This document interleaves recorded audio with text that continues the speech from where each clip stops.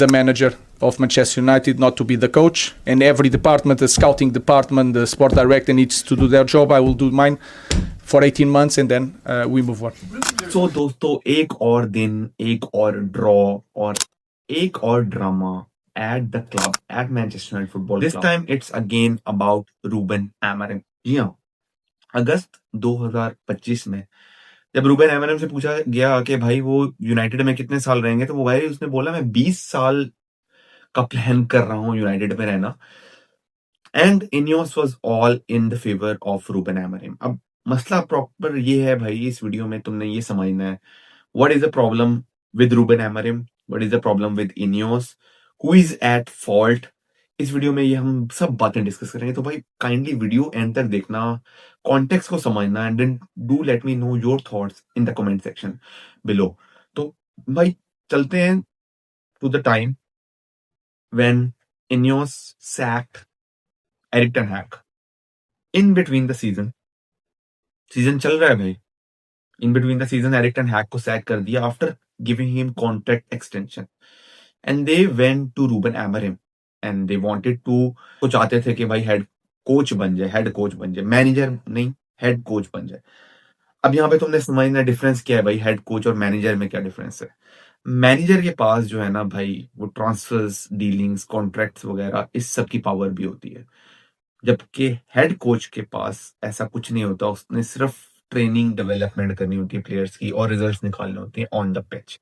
अब Reuben Amorim ने आज लीड्स के ड्रॉ के बाद क्या बोला है भाई, I came here to be the manager of Manchester United, not head coach.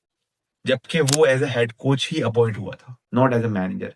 लेकिन यहाँ पे उसका मतलब ये है कि भाई सारी साइनिंग्स अगर तुमने अपनी मतलब की करनी है सारी की सारी, और मेरा कुछ भी से नहीं होना, and then you just want me to play the football your way as well, तो भाई फिर मैं दरमियान में मैं क्या कर रहा हूँ यहाँ पे, फिर तुम खुद ही खिला लो यार.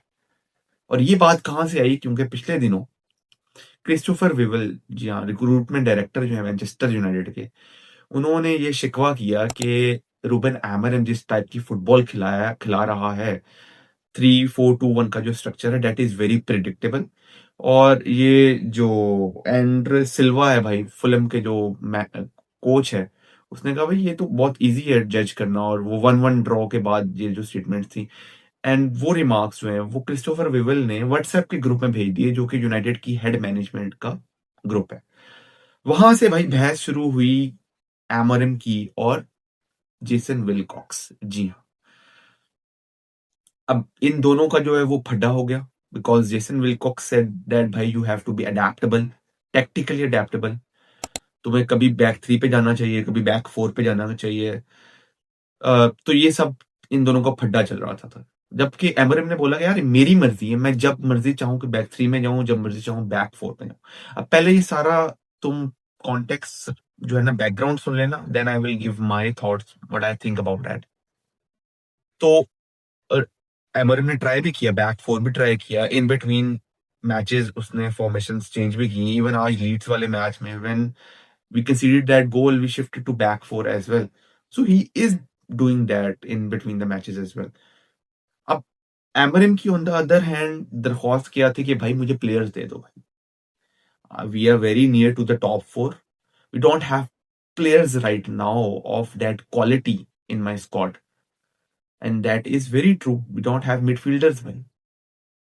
We went for Semenyo chose City over United, अलग चीज है. Should have gone for another player, किसी और के लिए तो जाओ ना यार, कुछ तो मैनेजर को बैकिंग करो. So this was all the background which, जो कि आपको लीड्स की जो पोस्ट मैच प्रेस कॉन्फ्रेंस है रूबेन एमोरिम की, उसमें जो जो आपको कमेंट्स मिले रूबेन एमोरिम के, I came here to be the manager not the head coach, my name is not Conte, Tuchel or Mourinho, but I am the manager of Manchester United. उसने कहा कि भाई मैं थोड़ी अथॉरिटी वाला बंदा हूं, मेरे पास भी थोड़ी अथॉरिटी है, तो मेरी अथॉरिटी को चैलेंज मत करो. तो और उसने ये भी बोला कि भाई जो जो बंदा जिस जिस पोस्ट का है वो अपना काम करे. अगर तुम रिक्रूटमेंट डायरेक्टर हो तो तुम रिक्रूटमेंट का काम करो, अगर तुम बोर्ड ऑफ डायरेक्टर्स में से तुम उसका काम करो, मुझे मत सिखाओ भाई. And I have 18 months left on my contract, फिर we will move on. So this is what Ruben Amorim said, और भाई वो फट पड़ा भाई मीडिया पे, पूरी तरह बरस चुका है। And this actually shows the frustration inside him, and I think this is going to be very soon the end of him, which feels like that. ये ऐसी फीलिंग आ रही है इस सारी प्रेस कॉन्फ्रेंस से, बिकॉज अगस्त में अगर आपको उसकी फॉर्मेशन से या सब कुछ मसला था ना यार, should not have appointed a back three manager in the first place. और अगर आपने कर ही दिया था तो भाई फिर आपको सीजन की एंड में लाना चाहिए था, एटलीस्ट उसको एक पूरी विंडो देते, रादर देन कि भाई उसके सर पे तोप रख के चलाई जा रही है कि भाई तुमने 15 फिनिश किया, तुमने ये वो वाला सीजन आप किसी इंटरिम मैनेजर को दे देते, आप सीजन के एंड में रूबन एमरिम को बेशक ले आते, उसमें कोई प्रॉब्लम नहीं होनी थी। But now when he finished 15, जिसमें उसका अपना रोल भी है, लेकिन ऑफ कोर्स उसके पास भी प्लेयर्स नहीं थे, उसका सिस्टम सब कुछ, वो सब चीजें आप जानते हैं। And now this is his first full season, and United are like 3 points away from top 4, and now you are making a fuss of everything regarding the stability at the club which he wants to bring it. So by Ineos is just playing very dirty. अगर मतलब I have to advise Ruben Amorim, I would want him to do a Maresca here. Just leave them right now and quit the job.